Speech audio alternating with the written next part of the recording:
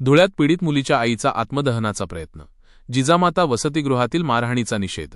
धुळे प्रतिनिधी। धुळे शहरात एक धक्कादायक घटना समोर आली आहे। जिजामाता लेडीज हॉस्टेलमध्ये झालेल्या गंभीर मारहाणीचा निषेध करत एका 14 वर्षीय पीडित मुलीच्या आईने धुळे जिल्हाधिकारी कार्यालयाच्या आवारात आत्मदहनाचा प्रयत्न केला। हा प्रकार पालकमंत्र्यांचे भाषण सुरू असतानाच घडल्याने एकच खळबळ उडाली आहे।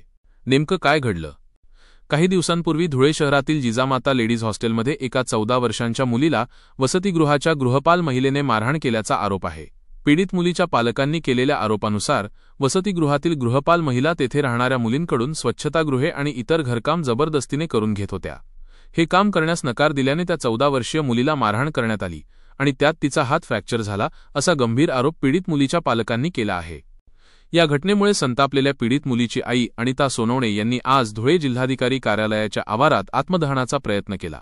पालकमंत्री भाषण देत असताना हा प्रकार घडल्याने परिसरात तणावाचे वातावरण निर्माण झाले। या घटनेमुळे प्रशासनावर आणि वसतिगृहातील कारभारावर गंभीर प्रश्नचिन्ह निर्माण झाले असून या प्रकरणाची सखोल चौकशी करण्याची मागणी जोर धरू लागली आहे।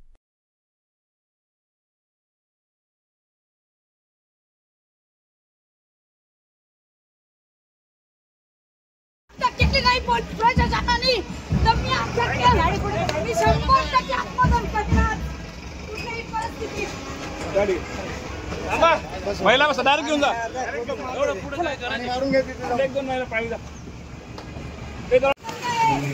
इमानगी शिंदेला अटक झालीच पाहिजे नाही, एवढा अत्याचार करून तुम्ही तिला पाठीशी घालते। इमानगी शिंदेला अटक झालीच पाहिजे नाही आणि पोलीस प्रशासन बी तिला पाठीशी घालतंय, त्यांनाही अटक झाली पाहिजे नाही। माझ्या मुलीचा मोडून तोडून टाकला त्यांनी, इमानगी शिंदेला अटक झालीच पाहिजे नाही। तिने खूप अत्याचार केले तरी पोलीस प्रशासन तिला पाठिंबा करत आहे। माझी मुलगी जीवना मरणाची दाट पडली आहे,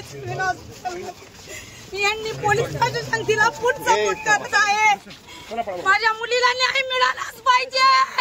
माझ्या मुलीला काय मागणी आपल्याला?